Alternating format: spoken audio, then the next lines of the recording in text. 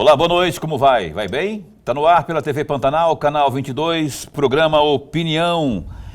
E olha aqui um programa Opinião, hoje vou só situar você, dia 12, não é? 12 de julho já, na dia que o tempo está voando. E a gente está aqui a postos mais uma vez com mais um programa Opinião na tela da sua TV Pantanal, canal 22, emissora do Grupo Gazeta de Comunicação. Como vão as coisas, como tem passado? Eu espero que você esteja bem, eu espero que você se mantenha bem, porque a gente vai contribuir com informações para que você termine bem o seu dia, não é? Aliás, hoje, a propósito, já está a postos aqui com a gente a superintendente do IBAMA. Ela está recentemente no cargo, desde janeiro, novo governo, e foi efetivada agora em junho, a Cibele Madalena Xavier Ribeiro, com quem a gente vai falar sobre muitas questões ligadas ao meio ambiente, não é? Ligadas à área lá que ela está comandando aqui no estado de Mato Grosso, que é o IBAMA. Então fique bem atento, esse estado tão em dimensões continentais, não é? Tão forte na questão ambiental, no agro, 3 biomas, enfim, olha só, o nosso Opinião está no ar. E a gente vai então aqui com a superintendente Cibele conversar sobre o que tem aí no raio de ação do IBAMA, não é? Especialmente nesse primeiro ano do novo governo federal. Professor Lorenberg Alves, como vai? Vai bem? Muito bem, Paulo, muito bem. Quando eu chego aqui, eu sempre estou bem. Boa noite, Quando Paulo. Você chega, você está bem ou você fica bem a partir de quando você... Como é que é? Quando você não chega, antes de chegar aqui, você não está bem, então? Estou bem, mas eu fico melhor ainda. Ah, você fica melhor ainda. Boa noite, Paulo Coelho, e um grande abraço, mas um grande abraço mesmo a todos os nossos telespectadores, a razão maior do nosso programa. Verdade. Olha o que o Lorenberg falou, é muito verdade. Você que acompanha o programa Opinião, tanto aqui pelo canal 22, como também pela internet, no www.gazetadigital.com.br, e também pela página no Facebook da TV Pantanal. Muito obrigado pelo carinho da sua companhia, viu? Pois bem, cá estamos, temos a postos aqui a superintendente Cibele do IBAMA, não é? Eu vou só voltar a dizer que ela não está tanto tempo assim no cargo, então a gente tem que falar sobre aquilo que ela pode responder, viu, Lorenberg? Você com as suas pesquisas aí... Não vai pegar pesado com a moça aqui não, se ela sai correndo daqui, né? É. Então tá, eu vou só falar o seguinte, que a ministra do Meio Ambiente, Marina Silva, ela nomeou então aqui a nossa caríssima entrevistada desta noite, que é a Cibele que é bióloga, servidora pública, não é? E é agora a nova superintendente do IBAMA, Instituto Brasileiro de Meio Ambiente e dos Recursos Naturais Renováveis aqui no estado de Mato Grosso. A nomeação foi publicada não faz muito tempo, no dia 14 próximo passado, né? Cibele é graduada em Ciências Biológicas aqui pela nossa UFMT e ela foi graduada lá em 2004, né? E tem aí mestrado em Ciências Florestais e Ambientais também pela UFMT, isso lá em 2009, além de formação em Direito, é importante frisar isso também, né? Também aqui pela Federal, isso aconteceu há 3 anos, não, foi 2019 que foi essa formação aí em Direito. Enfim, se eu for ficar lendo aqui também o currículo dela, a gente vai passar aqui o programa inteiro. Fiscalização, meu primeiro tema. Primeiramente, boa noite, bom recebê-la aqui, bom tê-la aqui pela primeira vez, que seja a primeira de uma série de outras tantas. Eu sei que vai depender muito do Lorenberg, se ele não pegar muito pesado, senão fica espantada, né? Mas olha só, fiscalização. O IBAMA, agora, por exemplo, uma das ações aqui, embargou aí 41 empresas envolvidas em exploração ilegal de madeira em Mato Grosso. Isso foi no dia 24 de março. É uma ocorrência com frequência, ainda que a senhora esteja há pouco tempo aí no comando, já verificou que isso é uma frequência ou não, tem coisas mais graves. Queria que você fizesse já um resuminho daqueles primeiros movimentos, primeiros 6 meses, porque o senhor está desde janeiro, não é? Certo. Como que a senhora avalia isso aí? Boa noite, bom tê-la aqui. Boa noite aos telespectadores aqui da TV Pantanal. Boa noite, Lorenberg. Então, em relação a essa primeira pergunta, as fiscalizações de empreendimentos madeireiros, elas são constantes, né? Em razão de que nós estamos, em parceria com a SEMA, fazendo um trabalho de retenção ou contenção dos desmatamentos irregulares. Então, os empreendimentos madeireiros, esses que foram embargados, a motivação foi por conta de créditos fictícios incluídos dentro do sistema Cisflora ou DOF, a depender se movimentam fora ou dentro do estado de Mato Grosso. E esses embargos, então, eles acontecem por conta disso, e para a correção desses embargos, os empreendimentos devem se dirigir à SEMA para poder fazer a regularidade. Ou seja, o que seria isso? Estorno de créditos lançados irregularmente, ajuste do pátio, quando a gente constata, eventualmente, alguma essência de madeira que não esteja ali dentro do que ela poderia ter, né, no seu romaneio, que é o que a gente chama, que é essa cadeia de custódia da madeira. Então, esse procedimento, essa operação, este ano ela ganhou um nome chamado Operação Metaverso, que é a operação em relação ao controle da custódia da madeira. Contudo, ela já aconteceu em outros anos. O ano passado ela recebeu, ou em anos anteriores também, o nome de Operação Maravalha, mas sempre nessa mesma lógica. Os empreendimentos são fiscalizados com regularidade, porque o que a gente constata em campo e em loco é que muitos desses créditos, eles são de origem ilegal por conta do desmatamento, principalmente em terras indígenas. Isso já é constatação. Já, você Exato. já tem isso aí. Antes de passar aqui para o meu caríssimo Lorenberg, superintendente, qual foi a estrutura que a senhora encontrou ali, em termos de material humano e tecnológico, para trabalhar nesse estado, como eu disse, de dimensões continentais, não é? E se já é suficiente, se não é, se tem sinalização lá do Ministério do Meio Ambiente para concurso público, por exemplo, enfim, queria que você falasse um pouco sobre isso. Então, acho que é importante a gente dizer para o público de casa que hoje o IBAMA está organizado assim. Aqui é a Superintendência em Cuiabá, aí a gente tem 3 unidades técnicas, que a gente chama de unidades técnicas de fiscalização, unidades avançadas, Alta Floresta, Juína e Barra do Garças, e uma gerência regional em Sinop. Hoje nós estamos com 96 servidores alocados nessas estruturas. Contudo, já recebemos sinalização de que deve chegar pelo menos mais 9 até setembro, em razão do concurso que está ainda válido, e a perspectiva de mais concursos, sim, com toda certeza. Já houve uma sinalização do Ministério. A ideia é que a gente receba não só técnicos que são desse cargo, mas analistas também ambientais e administrativos, porque a gente precisa também da parte, né, da área meio, que é essa área que cuida dos recursos humanos, que cuida do patrimônio, que ainda é carente aqui no Estado. Então, mesmo com poucos servidores, imagina que, inclusive a gente estava hoje fazendo uma reflexão sobre isso, a nossa lotação ideal são 250, mas isso não impede que a gente trabalhe com inteligência e com estratégias de fiscalização via monitoramento. Que é o que a gente Inteligência artificial, que você está dizendo. Inteligência artificial. Aí que eu falei, porque eu perguntei da parte da tecnologia, essa é a resposta então, né? Exatamente. A gente tem o trabalho da inteligência via SISBIN, que é o Sistema Brasileiro de Inteligência, com outras agências, né? E aí inclui polícias, inclui a própria Agência Brasileira de Inteligência, que é a ABIN.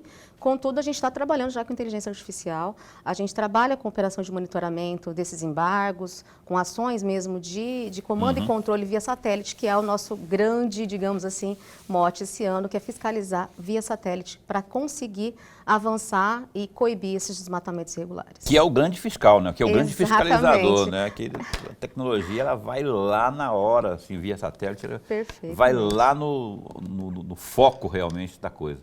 Professor. Superintendente, antes de mais nada, registrar a nossa alegria. Mas a alegria mesmo de tê-la aqui, para nós é muita alegria e ganhamos muito com a sua presença. O amigo telespectador, eu não tenho dúvida, já está ganhando com a presença da senhora. Superintendente, eu vou aproveitar parte da resposta anterior que a senhora acabou de nos dar, porque falou em madeira, em transporte de madeira, e eu gostaria muito de ouvi-la a respeito, mas antes de pedir uma reflexão a respeito, eu vou ler aqui um trecho de uma justificativa de uma indicação do deputado estadual Mauro Savi, em 2012, que a senhora era superintendente naquela época. E essa indicação é exatamente para acordo de parceria voluntária. É essa a minha questão que eu devo fazer. Esse trecho da indicação, da justificativa, melhor dizendo, entre aspas, é comum que pessoas e empresas interessadas na exploração de madeira optem por tocar seus negócios de forma ilegal.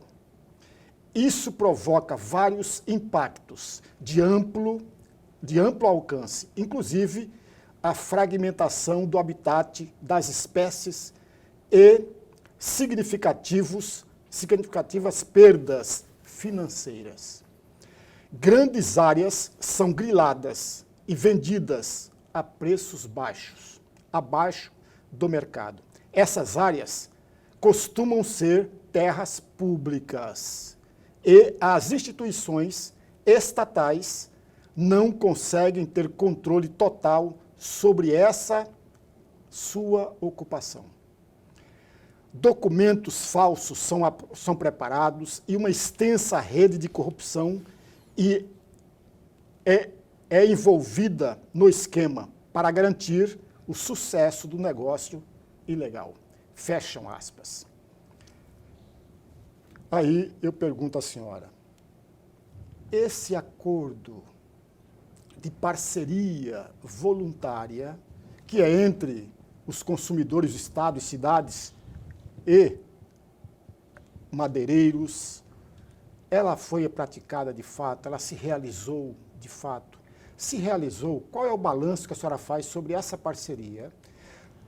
Se não realizou, qual foi o obstáculo, a dificuldade para realizá-la e se ainda está em vigor até hoje? Então, o que a gente percebe nesse monitoramento na cadeia de custódia é que, infelizmente, ainda existe falhas no sistema, por assim dizer. O que seriam essas falhas? Quando um produto chega, um produto florestal chega, e acontece as transformações dentro do sistema, por algum motivo que a gente está tentando agora, inclusive com esse monitoramento mais efetivo, já que a SEMA passa a integrar o sistema de monitoramento nacional via DOF, a nossa rastreabilidade está um pouco melhor, né? Inclusive, isso aconteceu agora, né? Dia 16 de junho, para ser mais preciso. Mas a gente percebe que no decorrer do tempo, na linha do tempo, e essa afirmação de 2012, ainda é recorrente. Em relação à corrupção, eu posso dizer que dentro do IBAMA a gente já diminuiu e muito, porque essa gestão florestal macro hoje, a pressão, digamos assim, ela passa para a SEMA. E nós temos auxiliado a SEMA nesse trabalho de fiscalização e acho que isso é um ponto super importante para deixar o telespectador informado. Quando a gente fala em trabalho de fiscalização, a gente não pode esquecer que nós somos entes de um sistema chamado SISNAMA, que é o Sistema Nacional de Meio Ambiente.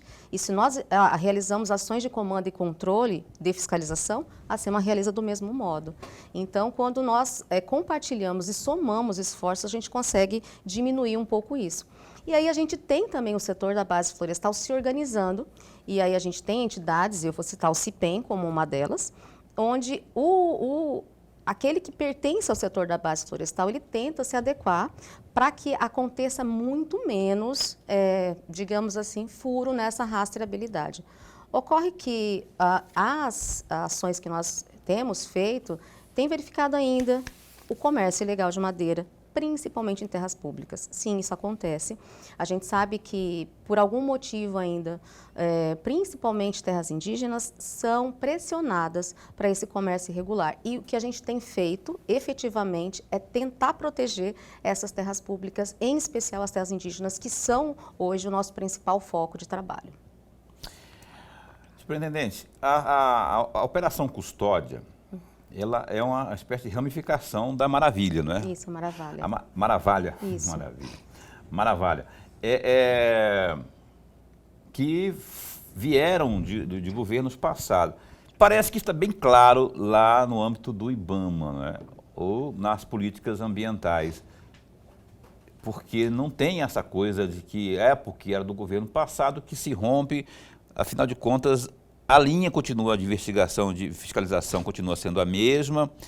E eu queria que você falasse um pouco dos modus operandi, porque assim, eu estava até lendo aqui, Paula, é o seguinte, que essa operação custódia, né, que deu continuidade aí à Maravalha, a 3, né, e também a 4, lá de 21 e 22, ambas investigavam fraudes na cadeia de produtos florestais e esquentamento de madeira ilegal por meio aí de planos de manejo. Nesse sentido, tem havido colaboração ou parceria com a SEMA, por exemplo? E outra coisa, modus operandi, qual é a forma que se pratica hoje para tentar driblar a legislação que se verifica até o momento? Então, a parceria com a SEMA ela é constante, né? Nós compartilhamos os sistemas, então o Cisflora, que é esse sistema de controle, né, do crédito florestal, hoje, como eu disse, ele passa para dentro do sistema DOF, nesse que é o DOF Rastreabilidade ou DOF+, né? 2.0. Então, quando a gente compartilha esses sistemas, a gente acessa todos os créditos que esses empreendimentos eles trazem. Como funciona na prática? Um plano de manejo ele é aprovado dentro do órgão ambiental, que é a SEMA.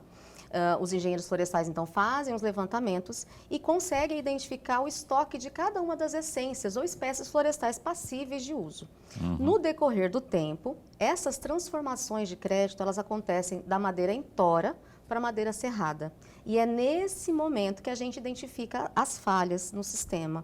Então, alguns coeficientes de transformação volumétrico permitem um acúmulo de créditos.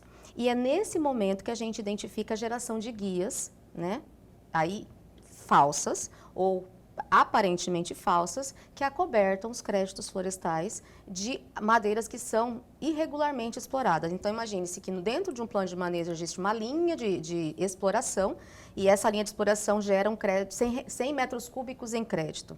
É possível, então, que se retire 100 metros cúbicos irregular e esses 100 metros cúbicos são acobertados na movimentação daquele empreendimento. Então, nós trabalhamos também com outros parceiros, e aí vou citar um deles, que é o ICV, né, o Instituto Centro e Vida. É um terceiro setor, uma ONG que faz todo um trabalho de acompanhamento e monitoramento dessa cadeia de custódia e que também nos auxilia na identificação, né, dos estudos desses créditos criados, né, ficticiamente. Então, o nosso trabalho, essencialmente, é analisar toda essa movimentação, e aí o trabalho é de inteligência mesmo, inteligência investigativa. É saber, A está vendendo para B, B está vendendo para C, e está chegando lá no Porto de Santos, por exemplo, uma madeira irregular. E aí, lá no Porto de Santos a gente tem equipes de fiscalização que impedem que essa madeira seja exportada, por exemplo, para outros países, porque se são madeiras irregulares, elas devem permanecer no nosso estado brasileiro, né? Como é que se identifica que elas são irregulares? Porque eles usam, os criminosos, os meios mais diversificados para tentar burlar, né? E alguns conseguem, né? Mas assim, como que se identifica, por exemplo, não quero que só ensine também para não tornar isso aqui um desserviço. Ensinar o cara que está assistindo lá, o cara é criminoso, opa, está dizendo que é assim, aí o cara vai... Não, quero que só para quem está assistindo, o mais leigo, o incauto, possa entender. Em linhas gerais, esse crédito, então, como eu disse, ele é originado dessas sobras. E aí vai acumulando como se fosse realmente uma poupança. Então, aí ele traz para dentro do seu empreendimento, na sua serraria, aquela madeira irregular e serra. E aí, no movimento, né, ele coloca madeira regular e madeira irregular no mesmo lote. E aí encaminha enfim, via transporte dessa madeira ou via venda dessa madeira pelos sistemas. Então, o nosso trabalho é identificar daquele montante, daquela essência, quanto em volumetria ela renderia. E a gente sabe quanto isso rende, graças aos estudos científicos, né? Então, os engenheiros florestais, eles, quando fazem um levantamento em loco, eles já dizem para nós, ou dizem, no caso, para a SEMA, qual seria a volumetria ideal para aquela essência, para aquela espécie. E aí, se rende mais, opa, ele está explorando irregular. E aí, a gente começa a fazer toda a cadeia de investigação. Tem toda uma leitura. Uma técnica, exatamente. Exatamente. Olha só, vamos vamos, rapaz, eu fico intrigado com como é que os caras são, eles vão lá, acham forma de burlar, tentar burlar lá, mas infelizmente existe tecnologia, infelizmente para eles, né? Tem tecnologia hoje, tem o pessoal muito atento aí que acompanha isso passo a passo, tem cada vez mais tornado mais difícil a vida dessa turma que tenta... antes de ir para o intervalo comercial, Boca, só para perguntar uma coisinha bem básica, bem rapidinha para a senhora. Qual é a madeira mais valiosa, qual que é a árvore mais valiosa, qual o principal alvo deles? Nossa, a gente tem feito muito Mogno. trabalho com... Não, mogno é imuno de corte, IP. IP hoje tem sido o nosso grande... Assim, a gente tem investigado muitas coisas em relação a fraudes de IP, mas principalmente por conta da exportação, né? Mas mogno, por exemplo, é uma árvore imune de corte e outras que a gente também tem verificado, infelizmente, imunes de corte, mas transportado castanheira. Eles começaram a fazer, colocar no meio castanheira embutindo, e aí a gente tem pego, infelizmente, algumas cargas de castanheira. Você vê como é que são as coisas, né? Olha só, vamos para um breve intervalo comercial. Estamos hoje aqui entrevistando pela primeira vez, não é, a Cibele Ribeiro. Na verdade, que é a primeira vez, que seria a primeira de uma série de outras tantas aqui conosco. Ela é superintendente do IBAMA aqui no estado de Mato Grosso. A gente volta num instante só.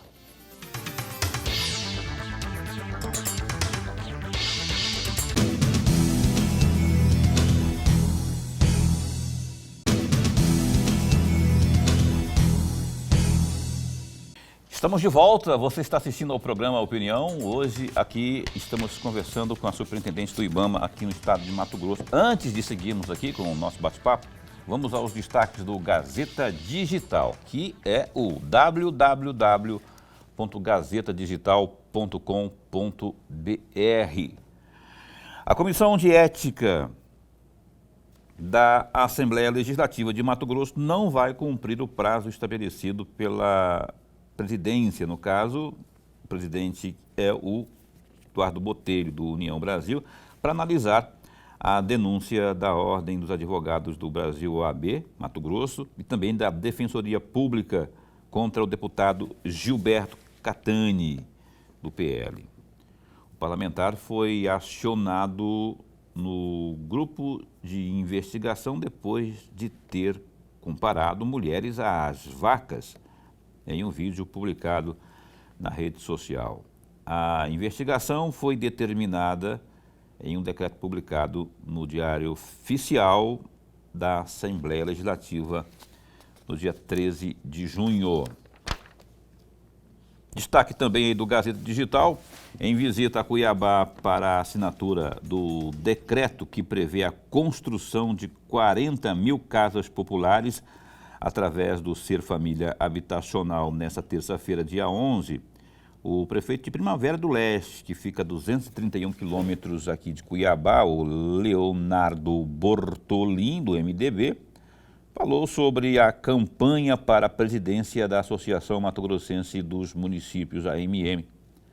Na última segunda-feira, dia 10, o candidato recebeu apoio de Carlos Fávaro, ministro da Agricultura e Pecuária, além de alguns prefeitos como José Arimateia, que é do PSD lá de Santo Antônio do Leste, que fica aqui a 379 quilômetros de Cuiabá. Abre aspas, nós estamos muito alegres, muito entusiasmados, vendo que a cada dia que passa, podemos agregar mais pessoas nesse projeto, trazendo cada dia mais lideranças importantes no cenário do Estado e principalmente prefeitos, fecha aspas, disse Leonardo Bortolin. Uma última notícia aí é o seguinte, rapaz, com o decreto do governo federal para encerrar o Programa Nacional de Escolas Cívico-Militares, PECIM, em todo o país, Mato Grosso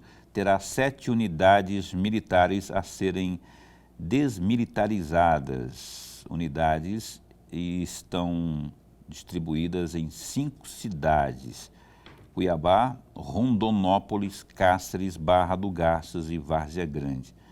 Decisão presidencial foi informada aos secretários de Educação por meio de um ofício durante esta semana. O programa foi criado em 2019 pelo então presidente Jair Bolsonaro, do PL, que permitia a transformação de escolas públicas no modelo cívico-militar.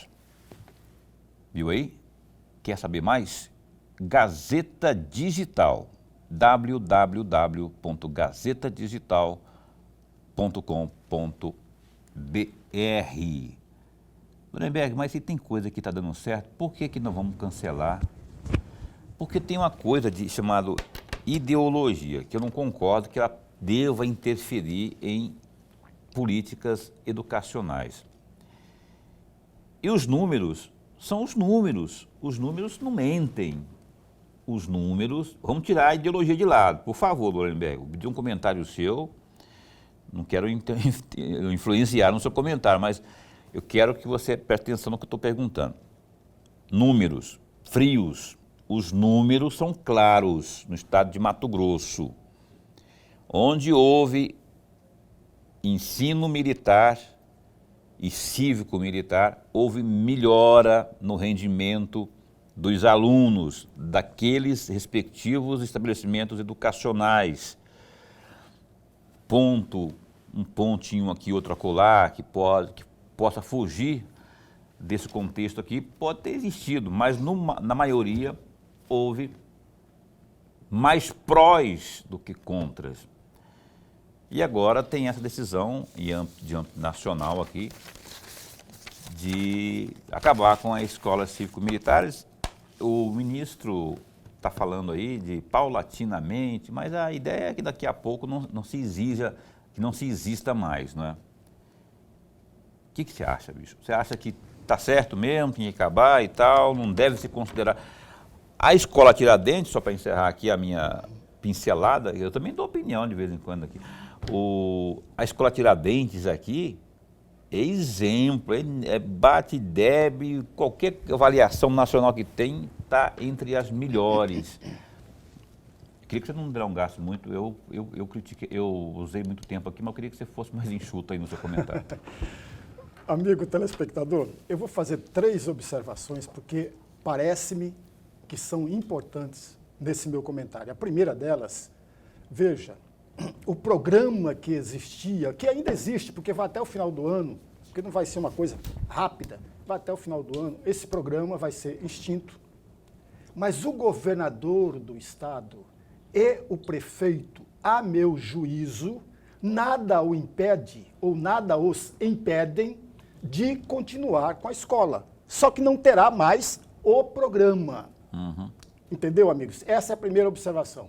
Então, se o governador Mauro Mendes quiser manter as 7 escolas, ele mantém, mas com o recurso do estado de Mato Grosso. Não terá mais o apoio desse programa que foi criado via decreto.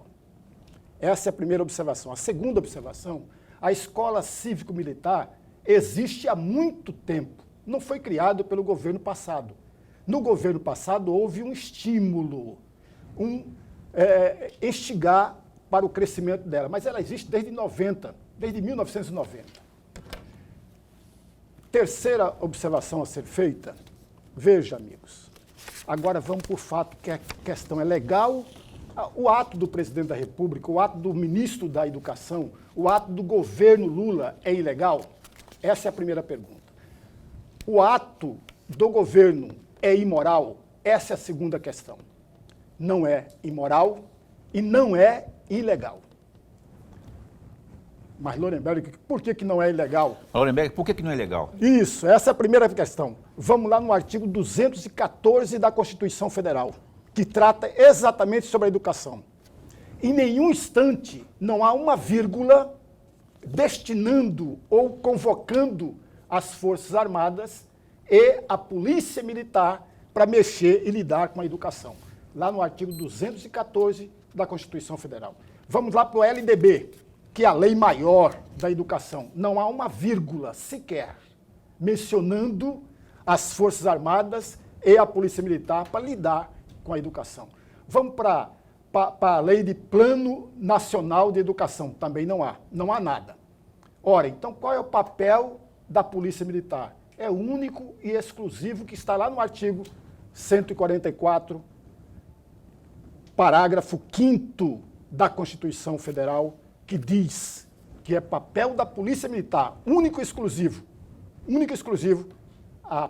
o policiamento ostensivo e a garantia da ordem e da segurança pública. Está lá no artigo 144, parágrafo 5º da Constituição Federal. Vamos para a Lei Complementar número 69, de 1991, artigo 8º, parágrafo 2º, que diz o seguinte: a Polícia Militar, ela é responsável para garantir a ordem, para garantir a segurança interna do país, em cada estado. Quando essa Polícia Militar não consegue mais garantir a ordem e a segurança interna, pede para as Forças Armadas auxiliá-la para garantir essa ordem. Não fala de educação escolarizada. Vamos para um outro detalhe. Breberg, vamos ter que encerrar, né? Vamos, só para completar. Você é contra, se o telespectador me perguntar, só para abreviar, você é contra ou a favor? Você é contra ou a favor? Em 1990, para cá, eu sempre me posicionei contra polícias ou militares na Assembleia Legislativa, que hoje tem mais de 70 militares. Eu sempre me posicionei contra militares no Judiciário.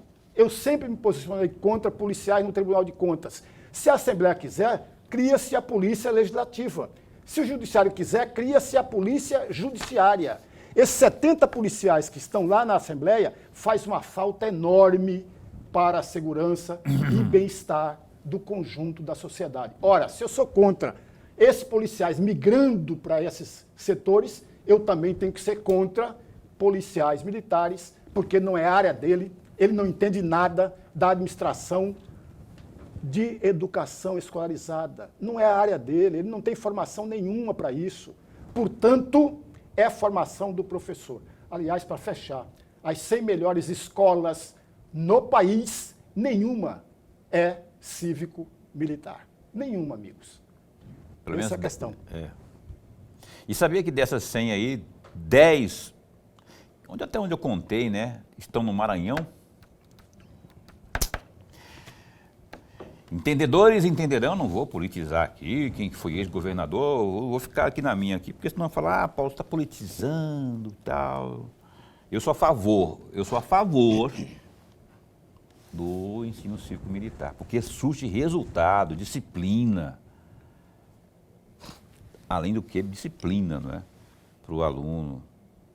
Cansado, enquanto jornalista, ter que noticiar aí, aluno batendo em professor, ou com os comportamentos, levando droga e por aí vai. Ah, Paulo, isso acontece muito raramente acontece. Não falo que não acontece, e acontece, mas em quantidade bem menor. Então, eu sou a favor, os números estão aí, não fossem os... Agora, aí o círculo militar, por exemplo, é isso, é a adequação daquilo que tem formação de professor e o que vai comandar ali a instituição ali, né, com as características da gestão cívico-militar, né, onde entraria essa questão da disciplina aí. Mas é opiniões, né, são opiniões aí. E eu ouvi a alegação do glorioso ministro para essa questão aí, é que o principal gargalo aí faz-me rir. Eles estão com dificuldade, estão alegando questões financeiras também para manter. Um dos pontos, são dois, o outro não é esse não, mas um dos normatização, pontos... a questão maior é a normatização. Maior não, uma das questões é normatização e a outra questão de orçamento, que está escrito lá, isso eu fiz questão de ler bastante para entender direitinho o pulo do gato, né? Quer dizer, poxa, educação, gente. Mas enfim, né, o professor Lorenberg, deixando a profundidade de lado, como diz o Belchior na sua música, eu queria que você abrisse o bloco de perguntas, já que estamos entrevistando aqui, a gente convida a superintendente do IBAMA. Primeira vez que ela vem aqui ao programa, a gente garra a falar de coisa aqui, mas tudo bem. Gastamos todo o tempo. Ela vai entender. Eu pedi para o Lorenberg fazer um comentário breve, ele trouxe a Constituição inteira aqui. É desse jeito, ele gosta de esmiuçar o negócio para deixar bem claro. Pois não. Não, superintendente, no primeiro bloco a senhora mencionou 3 ou 4 parcerias do IBAMA. E eu gostaria muito de ouvi-la sobre a parceria do CIPEM, que, para o amigo telespectador talvez não saiba, é o Centro das Indústrias Produtoras Exportadoras de Madeira de Mato Grosso. Aliás, se não me falha a memória, e a senhora me corrija sempre, superintendente, essa parceria começou lá em 2012. Começou essa parceria com o CIPEM. Eu gostaria muito de uma avaliação da senhora nesta parceria em particular. Então, o CIPEM é, na verdade, como um sindicato, né, da base florestal. E nós temos, na verdade, uma parceria que se iniciou em 2012. À época, eu estava na superintendência. Acho que até é importante para o telespectador saber. Eu já estive à frente da superintendência entre 12 e 13, né? Mas aquela oportunidade, a ideia é que a gente compartilhasse com eles também algumas informações, alguns dados, até para garantir essa rastreabilidade. Então, ao longo do tempo, essa parceria ela foi amadurecendo, por óbvio que o CIPEM não nos pauta em relação à fiscalização. O que a gente tem, na verdade, com eles é, em alguns momentos, algumas ações que possam ser de educação ambiental e esclarecimento para o setor de base florestal, e a ideia é exatamente essa, que a gente estabeleça diálogo com todos os parceiros ou com todos os entes, porque nós também acreditamos na educação como forma de traçar linhas melhores para as políticas ambientais. Então, quando a gente chega, por exemplo, para um setor como o da base florestal e dialoga com eles, a ideia é que a gente estabeleça pontes ao invés de estabelecer barreiras nesse diálogo. Superintendente, eu gostaria que a senhora desse uma pincelada aqui a respeito de alguns assuntos locais que tiveram aí dependência de legislação federal, não é? Certo. A questão da pesca aqui, por exemplo, a questão das hidrelétricas. No caso das hidrelétricas aqui, PCIHs, né, nos rios, existe, em um momento, houve aí o posicionamento do Supremo Tribunal Federal. E aí, as demais situações, tudo que envolve água, depende da tal da ANA. Você conhece a ANA, né? Quem que é a ANA? É a Agência Nacional, de Água. Como é que a senhora avalia, de forma muito breve, Sim. Essas duas situações aí que eu falei para a senhora, das PCIHs e do pescado, e o que ficou definido? Tá, eu acho que esse é um ponto super importante da gente conversar e dialogar com quem está nos assistindo. As legislações ambientais, ou as leis que surgem, elas, na verdade, primariamente, elas podem e devem ser estabelecidas pelos estados. Existe uma lei complementar, que é a 140, já que a gente está falando em legislação, 140 de 2011, que regulamenta o artigo 23 da Constituição, que é de repartição de competências. Se a gente pegar na linha do tempo, em 1981, a gente tem a Política Nacional de Meio Ambiente, e ela diz exatamente isso, que os estados têm competência primária para legislar. Estados, todos os estados, né?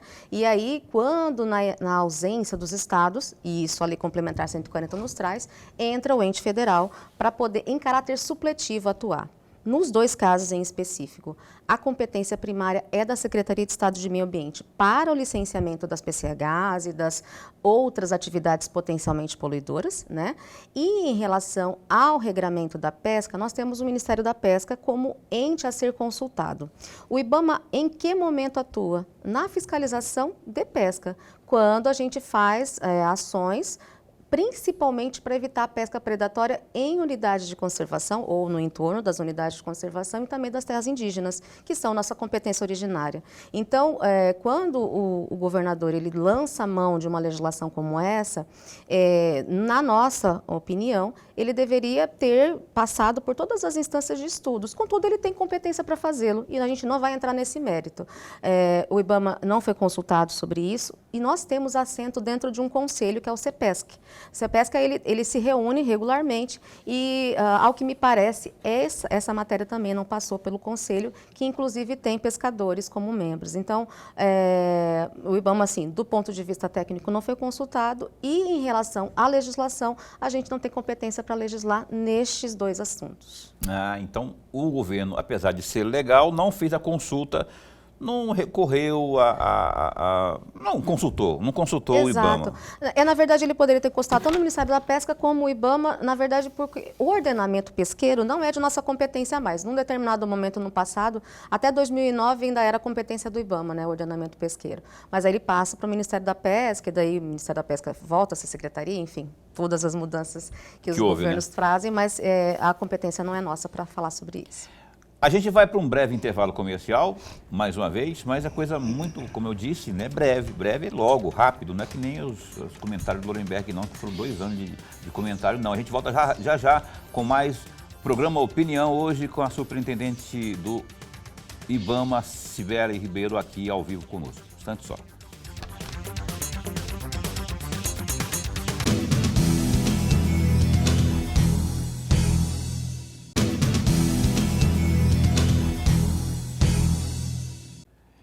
Estamos de volta aqui com o programa Opinião. Como eu disse agora há pouco, estamos com a Cibele Ribeiro conosco aqui, superintendente do IBAMA, aqui no estado de Mato Grosso. Para ser mais exato o nome dela, porque a dona Estela está assistindo.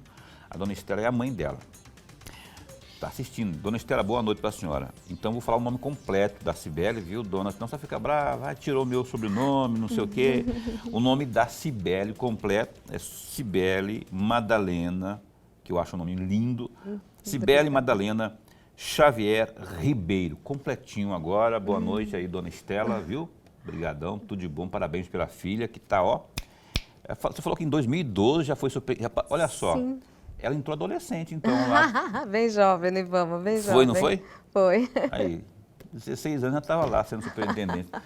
Mas olha só, tem umas imagens aqui, superintendente, falando sério agora. Sim. Queria que a produção... Boca, coloca aí, por favor. Umas imagens que a gente tem aqui, eu acho que é do Xingu. Sim. Eu queria que ela situasse para a gente. Que imagens são essas aí? Então, essa operação ela aconteceu agora, no mês de junho, né?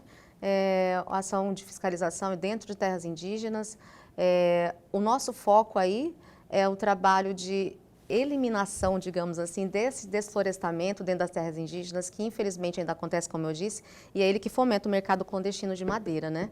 Então, como é que a equipe trabalha? Essas ações, elas acontecem principalmente com sobrevoo, monitoramento, e aí, logicamente, através das imagens de satélite, a gente chega, e são esplanadas, né, de madeiras que estão sendo irregularmente extraídas, e aí a equipe em campo, ela chega, faz as apreensões e, se necessário, também conduz aqueles que estão fazendo, enfim, cometimento de crimes ambientais, conduz para a delegacia para poder responder pelos crimes ambientais. Ótimo, isso no Xingu, né? Exatamente, a ação foi no Xingu. Tem mais aí? Se tiver, pode colocar aí. Se tiver imagens diferentes, se não tiver, me fala aqui no ponto, nesse negocinho preto que tem aí, ó. São só essas, né? Obrigado, Marcela. Marcela falou comigo aqui, tá falado. Então tá. Aí eu trabalho. São quantos fiscais, assim? Falamos da pesca agora há pouco. Uhum. Você falou que ao todo o material humano hoje não chega a 100, não é? Não. Está esperando aí alguns 9, 10 virem de lá para cá. Mesmo assim, para essa dimensão dos rios que nós temos aqui no estado de Mato Grosso e para trabalhar nas demais frentes de fiscalização, qual é o universo que temos de fiscais propriamente na ponta? Nós temos 40 fiscais, né? Efetivamente portariados e 10 em formação agora do novo concurso que nós recebemos no final do ano, né? Então, chegou a partir de agosto, alguns completando um ano agora, e aí esses colegas que recém chegaram estão fazendo o curso de fiscalização. Então, com esse incremento serão ao todo 50 fiscais, mas eles não só trabalham com flora, né? Como essa fiscalização que a gente acabou de presenciar. Então, a especialização, na verdade, é uma generalização. Os fiscais atuam em todas as áreas, fauna, flora, pesca, agrotóxicos, produtos perigosos, enfim, nos mais variados campos, e aí também com educação ambiental e com ordenamento de outras coisas, principalmente agora a gente está com uma ação bem interessante, no Araguaia retomamos um programa chamado Programa de Proteção aos Quelônios da Amazônia, e a ideia é que a gente faça monitoramento das tartarugas para garantir que essas espécies permaneçam ali povoando os rios do Araguaia. Então, não um trabalho só de fiscalização, mas um trabalho também de monitoramento dessa espécie tão importante para aqueles rios. No caso dos rios aí, além dos 50, tem a questão tecnológica. Agora, a tecnologia usada nos rios, como que você consegue monitorar, por exemplo, depredação pesca Predatória, né? por exemplo, uso de espinhel, de sarrafa, enfim. Isso é só em campo mesmo, em loco, Só em né? campo, né? Quando a gente recebe demandas, em especial, denúncias, né? E o Ministério Público também nos pauta muito, principalmente quando é pesca predatória e com exploração ou utilização de mão de obra indígena. A gente sabe que existem algumas pousadas clandestinas, né, principalmente na região ali do Juruena. Tivemos uma ação agora neste ano, próximo do período da Páscoa. Então, são demandas pautadas pelo Ministério Público, que recebe as denúncias e a gente faz a fiscalização em loco. Professor. Superintendente, eu gostaria muito de retomar parte daquela foto que nós vimos, das madeiras, e parte do primeiro bloco de resposta que a senhora nos deu. Certo. E, veja, a senhora falou agora há pouco que tem só 40 fiscais que poderão aumentar para 50. Isso. Esse número é ideal, esse número é o suficiente. Veja o tamanho do estado de Mato Grosso e veja a complexidade de uma fiscalização.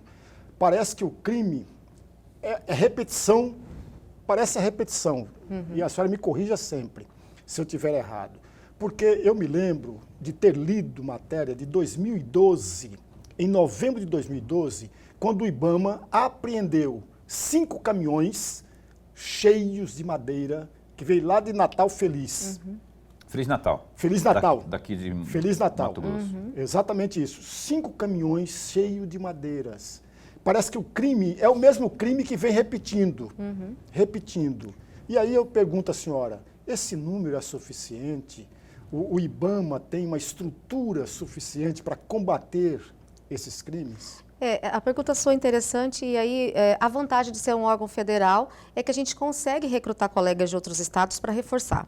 Então, as operações que a gente tem, que chamam-se GCDAs, né, que são essas grandes operações de fiscalização, recebem colegas de fora como apoio e suporte. Então, a nossa equipe também tem reforço da Força Nacional, também tem reforço de polícia, também tem reforço no caso de compartilhamento de informações com a SEMA. Então, a gente acaba tendo um incremento das forças policiais, quando é preciso, em ações como, por exemplo, essa, na terra indígena, e nas ações, digamos assim, mais rotineiras, que são essas barreiras, quando a gente faz apreensões de caminhão, a gente tem apoio da Polícia Rodoviária Federal e, recentemente, nós celebramos com eles um acordo de cooperação técnica para que a gente consiga, a partir dessas parcerias, realizar as fiscalizações. Então, assim, mesmo que aparentemente pareça pouco, a gente consegue dar conta da nossa demanda em razão das parcerias. Mas não é suficiente. Então, é um número que a gente espera que seja muito maior, mas não que seja insuficiente. A gente consegue cumprir com as metas e é inclusive isso que nos traz muita felicidade, que é por conta da nossa comemoração, por conta da queda do desmatamento, né? Então, nós tivemos um índice bem grande, né, de mais de 40% do desmatamento sendo diminuído em relação ao ano passado. Então, mesmo que nós estejamos poucos, né, quantitativamente, o nosso esforço com a inteligência, com as parcerias, com os colegas que são recrutados de fora, dá resultado. Quais são os números do desmatamento em 2023 aqui no estado de Mato Grosso? Então, nós recebemos de alerta até 31 de maio 10.225 alertas, né? Mas o ano passado foram 19 mil. Então, assim, tanto diminuíram os alertas, quer dizer, as pessoas estiveram menos pressionando, como também a nossa ação foi mais efetiva. Nós conseguimos, falando em Amazônia Legal, aumentar em 179% o número de autuações em relação ao ano de 2022. Então, mesmo que, vamos lá, se a gente falar o IBAMA como um todo, diminuiu muito o número de fiscais, muitos se aposentaram, a gente precisa realmente de um aumento de efetivo, contudo, mesmo nessas situações, a gente conseguiu reduzir o desmatamento e aumentar as nossas autuações. Então, assim, estamos em julho, em 2022, foram 19 mil que você já falou? 19 mil alertas. Alertas, e né? aí, esse ano foram 10 mil. 10 Contudo, mil. Estão até agora em 10 mil, né? Isso, eu estou falando comparativamente, de 1º de janeiro a 31 de maio dos 2 anos. Ah, dos 2 anos. Dos 2 anos, quando a gente faz uma série, né? Ah, então esses 19 mil foi até maio, até final. 31 de Exatamente. maio. Então, houve comparativamente, houve uma queda e houve também uma queda no desmatamento em razão da repressão, que a gente esteve mais em campo e por isso a gente consegue efetivamente ter números assim. Você está falando comigo aí, Boca, que está falhando aqui. Como é que é, Marcela? Estou te ouvindo, fala rapidinho. Período proibitivo dos Isso. fogos. Começou agora, né? 1º de fogo, julho. Do fogo. Exato, excelente assunto. A gente está com um trabalho aí em parceria com a SEMA, né? Tem um decreto estadual que faz com que a gente tenha um período proibitivo iniciado agora em 1º de julho. E a gente tem as brigadas, né, de combate aos incêndios florestais efetivamente contratadas a partir de agora, 10 brigadas, e um programa especial para o Pantanal, já que você falou no começo, né? Nós temos 3 biomas e temos brigadas alocadas no Pantanal, garantindo então que efetivamente a gente consiga cumprir com o nosso papel de evitar, né, de prevenir e evitar os incêndios no Pantanal. Como é que está estruturada cada brigada dessa aí? Então, nós hoje estamos com 274 brigadistas contratados, né? Um incremento, assim, estou falando em relação ao Brasil, de mais de 70% de aumento, né?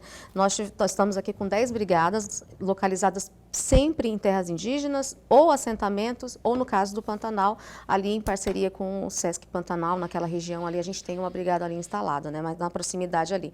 Então, nosso foco e objetivo é a prevenção e o combate aos incêndios florestais nessas áreas que são protegidas. Já tem balanço desse ano? De quanto, se bem que estamos num período a gente está começando agora as contratações, mas a ideia é que a gente tenha, assim, a expectativa é que por conta do El Niño aconteça um pouco mais de incêndios, mas a gente está bem preparado para isso esse ano. Tá certo. Antes de passar, eu queria fazer uma pergunta aqui, acho que dá tempo de fazer, só responder a minha e a última do Lorenberg. A inteligência artificial, a questão da tecnologia, falamos de madeira, é verdade, no ano passado eu vi isso, a Polícia Federal que divulgou uma tecnologia que lá nos Estados Unidos, ou qualquer país onde fosse identificada madeira extraída de forma ilegal no Brasil, uma tecnologia, uma espécie de DNA, um chip, não sei o que era aquilo, que conseguia se identificar que essa madeira foi extraída de forma ilegal. Isso é possível mesmo? Bom, eu desconheço. Na verdade, como a gente faz esse monitoramento, né? Pela cadeia de custódia, né? Mas chips, microchips, eu desconheço que tenham sido instalados.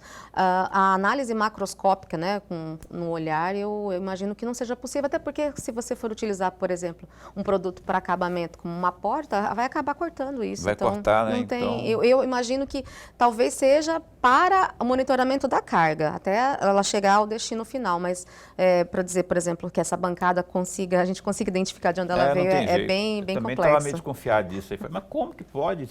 A madeira vai ser serrada, depois vai ser transformada. A última pergunta do programa é sua, que seja pequena, não que nem aquele comentário que você fez aquela hora, não. Mas muito rapidamente, superintendente, um IBAMA combativo, ele mexe com alguns setores ou não? Mexe. A gente sabe que sim, mas a gente está apostando no diálogo. A ideia é que a gente se aproxime dos produtores, já fizemos isso em Barra do Garças, inclusive em parceria com a SEMA. A ideia é a gente trazer as pessoas para a legalidade e cada vez mais nos aproximarmos, então, dessas pessoas para quem a gente se destina, né? Porque imagina que o meio ambiente é para as presentes e futuras gerações que a gente tem que garantir. Então, quanto mais a gente estiver próximo, quanto mais as pessoas souberem dar valor ao meio ambiente, para nós é o essencial. Bom, dá tempo de fazer uma perguntinha básica que eu queria perguntar desde o começo do programa, mas aí eu acabei me atrapalhando todo aqui. Qual que é o posicionamento do IBAMA sobre essa polêmica que deu recentemente aí de destruir maquinário apreendido em operações, em ações ilegais, ilícitas? Então, essa ação de destruição é uma das modalidades previstas na legislação ambiental, né? A destruição, para o telespectador que está nos assistindo, atinge apenas 3% daquilo que a gente apreende, né?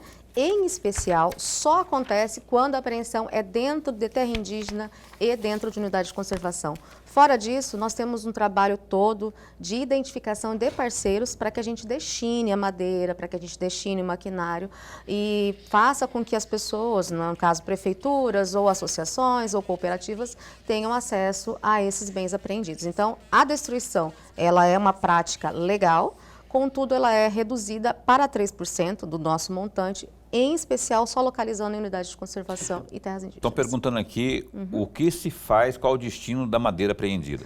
Doação. Madeira apreendida não retorna para o infrator, a menos que haja uma decisão judicial, né? Mas madeira apreendida 100% são destinadas, e aí a gente tem várias assim, prefeituras, várias associações, várias cooperativas, mas a gente só pode destinar para pessoas jurídicas, que é o que a legislação permite. Então, fica o apelo aí para as prefeituras, associações, cooperativas fazerem um cadastro. Existe a possibilidade de fazerem um ofício, a gente faz um banco de dados, um banco de informações e mapeia principalmente por local de apreensão, porque o ônus desse deslocamento é do ente que vai receber a madeira. Então, atenção prefeituras, aí vamos fazer o cadastro, é fácil, procura a sede do IBAMA, no site também é possível, e se intere da coisa, porque você pode ser beneficiado com o crime que foi proibido ali pelo nosso glorioso IBAMA. Não temos mais tempo para mais nada, agradeço demais, obrigado pela sua presença, pela primeira vez, que eu falei é verdade, que seja a primeira de uma série de outras tantas, para mais bate-papos ligados ao meio ambiente do nosso IBAMA. Obrigado. Obrigada Paulo, obrigada Lorenberg, obrigada a todos que nos acompanharam. Assim, disse isso para a Marcela, em off, para o IBAMA é um prazer estar aqui com vocês, é um prazer dialogar. E fica a mensagem mesmo, nós voltamos, o IBAMA está em ação, estamos trabalhando e o nosso papel institucional é realmente proteger o meio ambiente. Valeu! E nós estamos aqui para ajudar a divulgar tudo isso aí. Conte conosco sempre. Obrigada. Dona Estela, beijo no coração, viu? A mãe aqui da caríssima superintendente. Dona Estela, boa noite. Até amanhã, então, Lorenberg. Tenente Coronel Radassa, comandante do 3º Batalhão da Polícia Militar, ao vivo aqui. Muita coisa do terceirão, o 3º Batalhão da PM aqui no Opinião de Amanhã. Então, até lá, se cuida, fica bem, fica com Deus também.